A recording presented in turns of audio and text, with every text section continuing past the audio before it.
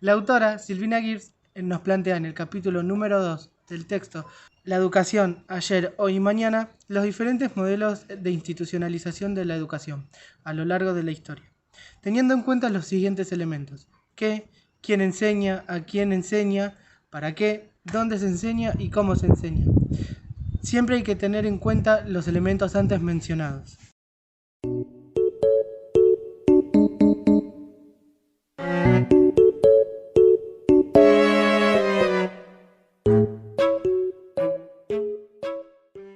La autora, Sylvina Gears, nos muestra cómo las personas en pequeños grupos llamados nómades, que buscaban sobrevivir el día a día, cazando, recolectando, yendo de un lado para el otro, se vuelven sedentarios, es decir, que se empiezan a establecer en un solo lugar, ya que se dan cuenta que plantando esas semillas que recolectaban podían tener muchos más frutos.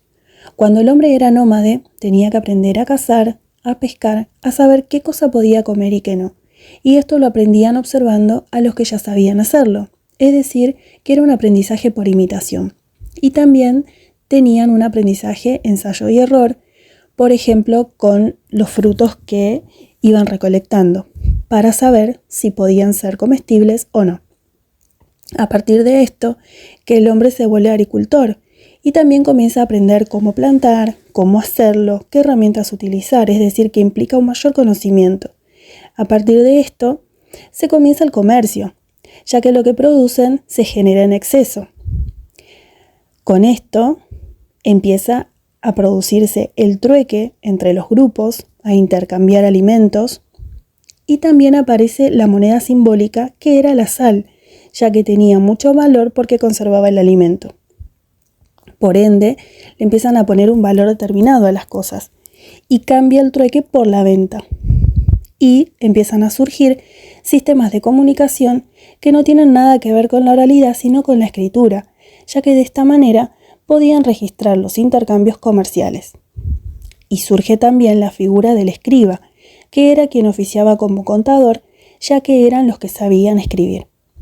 Dentro de la sociedad sedentaria van a comenzar a establecerse los vínculos, los roles sociales, las normas, las reglas, las cuales se deben transmitir para que puedan perdurar en el tiempo. Esta transmisión debe estar sistematizada en un formato, ya que a medida que el ser humano fue ampliando su conocimiento, que debía enseñar y conservar como cultura, necesitó instancias más formales para poder hacerlo y piensa en modos de institucionalizar la educación. En Medio Oriente, el maestro les enseñaba a los niños, quienes se encontraban sentados en alfombras, el lenguaje hebreo. La finalidad de esto era la continuación de la herencia cultural. En Atenas se acostumbraba que las familias de élite designen a un esclavo para que actuase de preceptor y les enseñase a sus hijos todo aquel contenido que ellos consideraban que necesitaban para ser buen ciudadano. El preceptor acompañaba al niño y se convierte en su profesor particular. El objetivo de esto era formar un ciudadano que la sociedad requería. En Roma había un maestro que les enseñaba sentado en un sillón a niños que se encontraban sentados en el piso o sobre piedras, muy rara vez en un banco.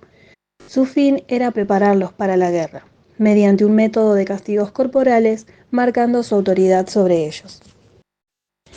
En la educación, en la casa del príncipe, en cambio, la enseñanza estaba bajo la supervisión de un preceptor, quien daba clases particulares a príncipes y nobles.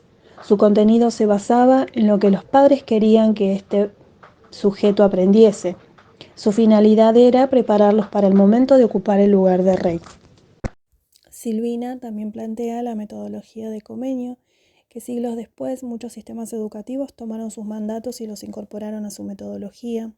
Como sabemos, Comenio planteó un ideal pansófico, en el cual decía que todo debía ser enseñado a todos. Marcó también una organización gradual en cuanto a la educación. Las propuestas educativas debían actualizarse según se actualizaba el conocimiento científico. La educación debía ser universal y la escuela debía enseñar todo lo que el hombre necesitaba por su condición racional. Y también la escuela debía estar correctamente organizada, tanto en los tiempos, las disciplinas y las conductas de los alumnos. Sylvina también nos plantea distintos métodos de enseñanza. Por ejemplo, el método del padre Lasalle, que está basado en el orden y la disciplina y el control. Para lograrlo, se ponía como figura al maestro frente a un número grande de estudiantes y se enseñaba la lección de la misma manera y a todos por igual. El docente estaba en una tarima para que se pueda ver.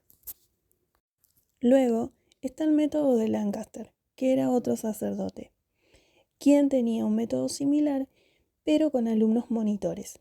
Es decir, eran alumnos que estaban mucho más avanzados que los demás. El docente les daba la lección solamente a esos alumnos y estos tenían que transmitírselos a los demás. El método de los jesuitas también tiene la figura de los alumnos monitores. En este caso, la figura del docente actúa como árbitro, ya que el aula se divide en dos grupos, los cuales cada uno de esos grupos está conducido por un monitor que los acompaña en un debate argumentativo. La escuela moderna se realizó a través de un proceso de escolarización del saber que se produjo entre el siglo XVII y XIX. Este proceso se construyó a través de dos vertientes, una de ellas la institucional, que se relaciona con las primeras fábricas y la necesidad de disciplinamiento social. La otra vertiente es la intelectual, que se nutre de la didáctica magna de Comenio y la pedagogía lassalliana. La escuela moderna surge en el marco de 4 procesos fundamentales, los cuales son la revolución agrícola, la revolución industrial, la idea de ciudadano y la revolución tecnológica. Bueno, ahora bien, ¿qué es la simultaneidad sistémica?